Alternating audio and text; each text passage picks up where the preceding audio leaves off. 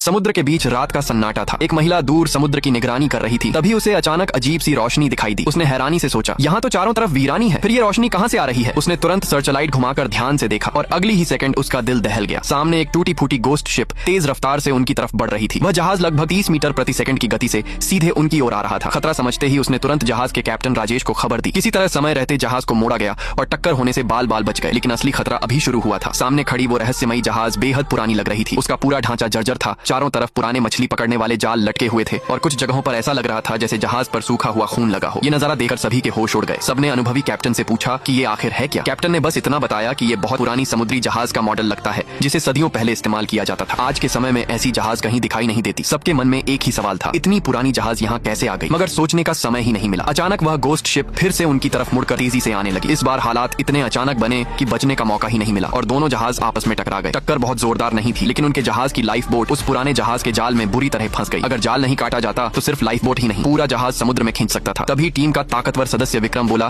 कि life boat छोड़ दो और जाल काटने की कोशिश मत करो। लेकिन समुद्र में लाइफ बोट ही आखिरी सहारा होती है, इसलिए टीम लीडर अर्जुन ने साफ मना कर दिया। उसने फैसला किया कि वह खुद उस गोस्ट शिप पर जाकर जाल काटेगा। सबने मिलकर जल्दी जल्दी एक लकड़ी का अस्थायी पुल बनाया। समुद्र में तेज हवाएं और ऊंची लहरें थीं, लेकिन हिम्मत करके अर्जुन और उसकी साथी नेहा उस जहाज की तरफ बढ़ गए। जैसे ही दोनों आगे बढ़े, एक बड़ी लहर आई और लकड़ी का पुल समुद्र में गिर गया। किस्मत अच्छी थी कि दोनों जहाज के किनारे को पकड़कर ऊपर चढ़ गए। वक्त बर्बाद किए बिना दोनों ने फंसे हुए जाल को काटना शुरू किया। काफी मेहनत के बाद आखिरकार लाइफ बोट आजाद हो गई, लेकिन उसी पल एक जोरदार लहर आई और दोनों का संतुलन बिगड़ गया। वे सीधे डेक पर गिर पड़े और पास की एक लोहे की दरवाजा टूट गया। जब अर्जुन उठा तो उसके हाथ पर खून लगा हुआ था। पहले उसे लगा कि वह घायल हो गया है, लेकिन ध्यान से देखने पर पता चला कि खून उसका नहीं है। उसी समय जहाज के अंदर से काला सा गाढ़ा खून बाहर बहने लगा। ये देखकर अर्जुन के दिमाग में एक डरावना ख्याल आया, शायद ये कोई प्राचीन प्लेग शिप हो सकती है। ऐसी जहाज जिनमें महामारी से मरे लोगों के शव ले जाए जाते थे। अगर ये सच था तो यहाँ रुकना बेहद खतरनाक था। दोनों तुरंत वापस लौटने की तैयारी करने लगे। अर्जुन ने अपने साथियों से रस्सी फेंकने को कहा और उसे जहाज के खंभे से बांधकर एक अस्थायी रोप ब्रिज बना दिया गया। नेहा सबसे पहले उस रस्सी के सहारे छलांग लगाकर वापस अपने जहाज पर पहुंच गई। अब सिर्फ अर्जुन बचा था। तभी अचानक एक बड़ी लहर आई और दोनों जहाजों को जोड़ने वाली रस्सी टूट गई। हालात और भी खराब हो गए। समुद्र का तूफान तेज होता जा रहा था और गोस्ट शिप धीरे धीरे डूबने लगी। ऐसा लग रहा था कि अर्जुन अब वापस नहीं आ पाएगा। आखिरी पल में नेहा ने एक लंबी रस्सी उसकी तरफ फेंकी। अर्जुन ने उसे पकड़ा और पूरी ताकत लगाकर वापस जहाज पर चढ़ाया, लेकिन खतरा अभी खत्म नहीं हुआ था। कुछ ही देर बाद वही गोस्ट शिप